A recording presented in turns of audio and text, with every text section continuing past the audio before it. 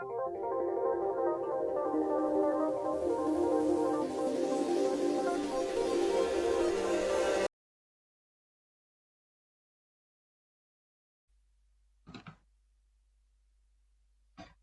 les amis, donc nous étions au niveau de la fonction menu callback. Donc rappelez-vous, donc, il fallait définir menu callback comme fonction, comme méthode de classe myLayout. Donc ici on va définir une fonction callback. Donc, je peux faire ça. Et on n'oublie pas son argument. Donc, le texte item. Donc, on pourra mettre ici text item comme ça. Ok.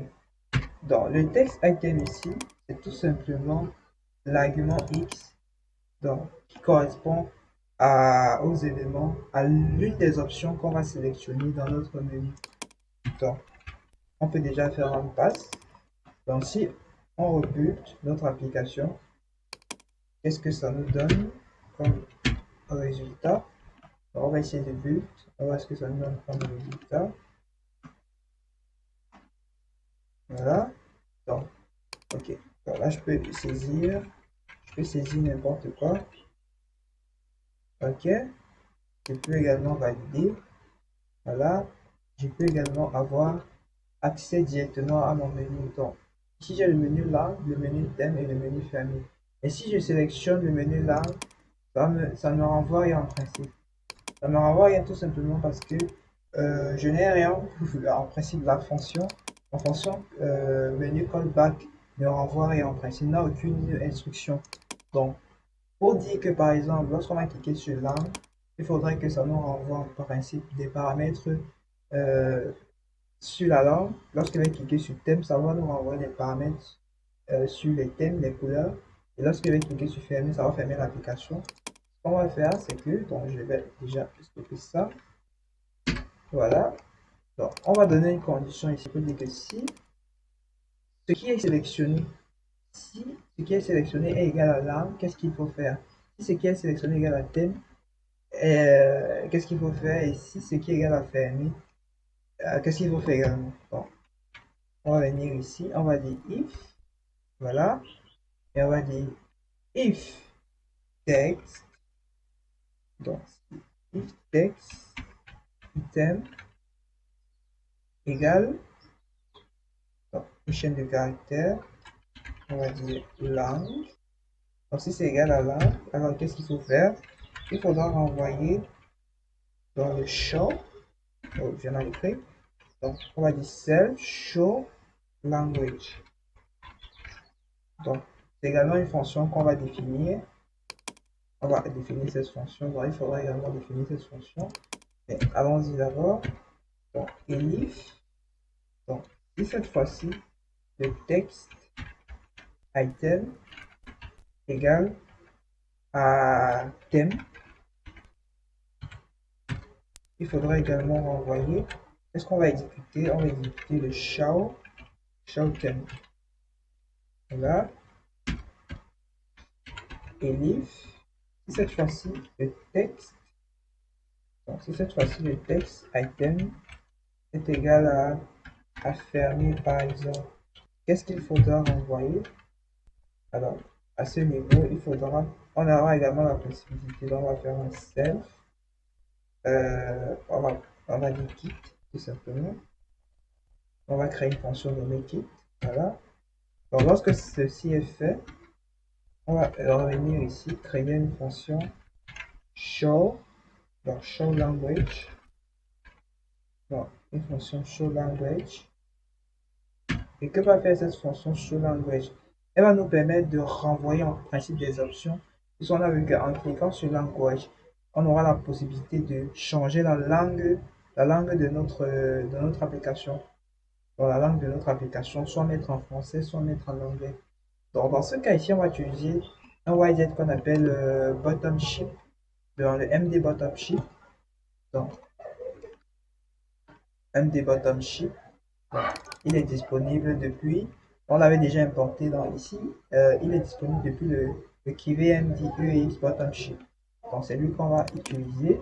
Donc, on revient donc sur notre fonction. Et pour le moment, on va mettre pass. On va définir d'abord les autres fonctions. On a également le short term qu'il faudra définir. Donc, le short term ici va nous permettre de renvoyer notre thème dans les configurations de nos différents thèmes. Donc, que ce soit les couleurs, les thèmes, etc. Donc, pour ce faire, on va utiliser ce qu'on appelle le MD Theme Picker. Donc, c'est un widget qui est également disponible depuis l'équivalent de Xpicker. Voilà. Donc, également ici, on va mettre pass pour le moment. Et on va créer une troisième fonction qui sera ici nommée kit, tout simplement. Donc, kit. Et pour cela, on va utiliser le MDApp. Donc, dans la classe MDApp, il y a également une méthode qui nous permet de quitter notre application nommée stop. Donc, de même qu'ici, au niveau de la fonction mainPy, lorsqu'on lance notre application, il va utiliser en principe le run. Voilà. Et lorsqu'on va vouloir quitter cette application, en ce moment, on devra utiliser le stop, tout simplement. Pour utiliser le stop, il faudrait qu'on initialise d'abord, on crée une instance du MDApp. Donc, le fait qu'on a ça, on aura le object. Donc, on va utiliser tout simplement le object. Donc, le object pour dire on va quitter l'application. On va utiliser object stop pour quitter l'application tout simplement. Ici, au niveau du shorten, on va utiliser le MD Picker. Donc, on a la possibilité également de créer une instance du MD Picker. Voilà. Donc, ici, on a le MD Theme Picker. Donc, si on revient dans la documentation, donc, on peut bien évidemment revenir dans la documentation. Et ici, on va rechercher par exemple, recherchons le MD Picker par exemple.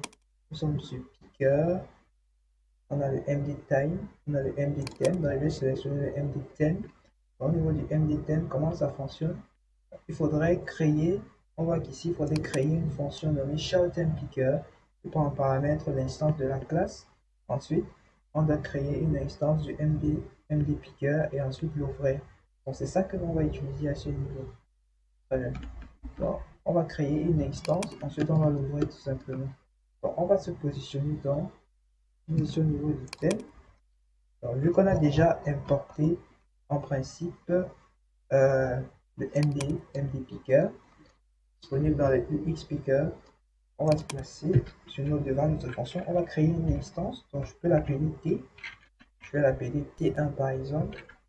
Bon, et je vais appeler le MD Theme Picker. Voilà. Et à ce niveau, je peux tout simplement faire un Open. Voilà. Après, dans ça, il nous manque le Show Language. Bon.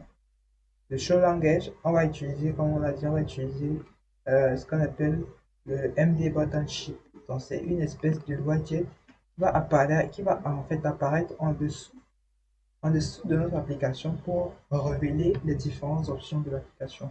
On a dit qu'ici, nos différentes options seront les langues. Donc, on aura la langue française, la langue anglaise. Donc, on va donc se positionner au niveau du show language et on va créer une instance. Donc, je vais l'appeler bottom ship. Donc, B, BS, petit BTSM, donc bottom ship menu, donc BSM.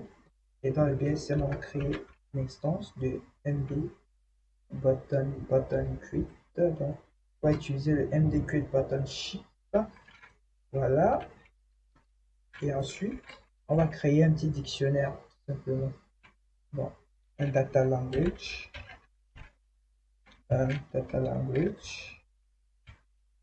Et à l'intérieur, on aura la clé FR.